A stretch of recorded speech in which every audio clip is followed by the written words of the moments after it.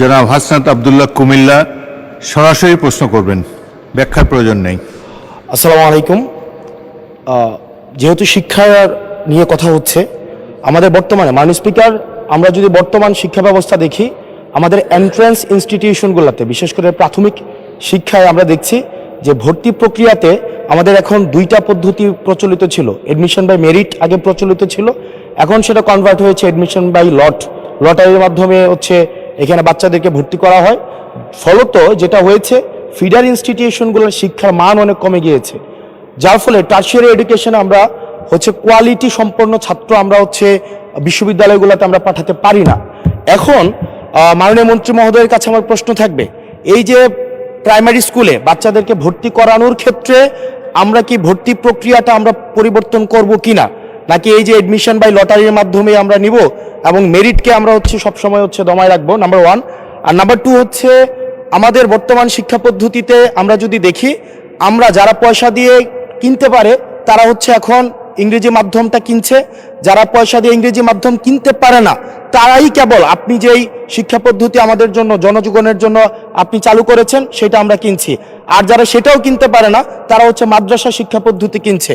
আপনার কাছে প্রশ্ন যে আমাদের বর্তমানে একটা দেশে এই তিনটা শিক্ষা পদ্ধতি যেটা অর্থনৈতিক অবস্থার উপরে নির্ভর করে চলে, এই তিনটা শিক্ষা পদ্ধতি জিয়ে রেখে আপনার কি মনে হয় যে আপনি একটা ইনক্লুসিভ শিক্ষা পদ্ধতি নিয়ে আমাদের দেশটাকে আগায় নিতে পারবেন? ধন্যবাদ। মূল প্রশ্ন ছিল জাহাঙ্গীর হোসেনের, মাননীয় সদস্য, সারা দেশে প্রাথমিক ও গণশিক্ষার উন্নয়নে কোনো প্রকল্প গ্রহণ করা হইয়াছে কিনা, হইলে তাহা কি? এখন তো ইন জেনারেল আমরা ডিসকাশনে চলে গিয়েছি, তবুও মাননীয় মন্ত্রী আপনি ইচ্ছা করলে উত্তর দিতে পারেন। ধন্যবাদ মাননীয় স্পিকার, ধন্যবাদ মাননীয় সংসদ সদস্যকে। যদিও তিনি ব্যাপকভাবে প্রশ্ন করেছেন, আমরা আশা করি এই মহান সংসদে এই বিষয়গুলি আলোচনা হওয়ার প্রয়োজন রয়েছে এবং তিনি করছেন। মূলত আমাদের দেশে শিক্ষা ব্যবস্থার জন্য রুরাল অ্যান্ড আরবান দুইটি সেকশন রয়েছে। এখন গ্রামীণ জনপদে যে প্রতিষ্ঠানগুলো রয়েছে সেখানে প্রি প্রাইমারি স্কুল রয়েছে এবং ছাত্র সংখ্যা এতটা কম্পিটিটিভ নয়, সেই কারণে সেখানে ভর্তি সমস্যা তেমন একটা হচ্ছে না। ঢাকা শহরগুলোতে আমাদের এই প্রাথমিক স্তরে ভর্তির একটি সমস্যা রয়েছে। এই জটিলতা নিরসনের জন্য বিগত সরকার লটারি সিস্টেম করেছিল, যেটা আদৌ আমার মনে হয় না যুক্তিসঙ্গত।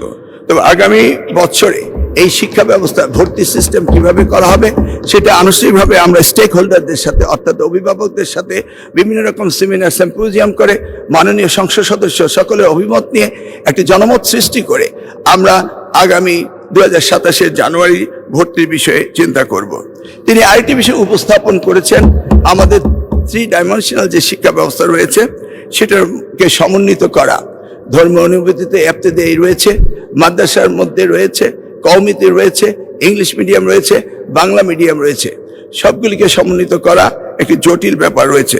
তবু আমরা ইতিমধ্যে কমিটি করেছি ইংলিশ মিডিয়াম স্কুলগুলোকে সরকারের আওতায় এনে তাদেরকে কিভাবে আমাদের যুগোপযোগী শিক্ষা ব্যবস্থা বাংলাদেশের দেশের নিয়ম কানুন মেনে করা যায় সেই বিষয়ে আমরা কাজ করছি। ইতিমধ্যে আমরা কমিটি গঠন করে তাদের সাথে যোগাযোগ করছি। দ্বিতীয়টি হলো ইবতেদায়ী শিক্ষা ব্যবস্থা, সেটাকেও আমরা ইতিমধ্যেই আমরা সেই বিষয়ে ব্যাপক কাজ শুরু করেছি। আর কওমি শিক্ষা ব্যবস্থাকে কিভাবে অন্তর্ভুক্ত করা যায়, কারণ একটি দেশে বিভিন্ন শিক্ষা ব্যবস্থা না থেকে কিভাবে শিক্ষা ব্যবস্থা সমন্বিত করা যায় সেই ব্যাপারে সরকারের পক্ষ থেকে প্রচেষ্টা এবং উদ্যোগ আমরা নিচ্ছি। ইনশাআল্লাহ আগামী দিনগুলোতে পর্যায়ক্রমে আপনারা দেখতে পাবেন। আপনাকে অশেষ ধন্যবাদ।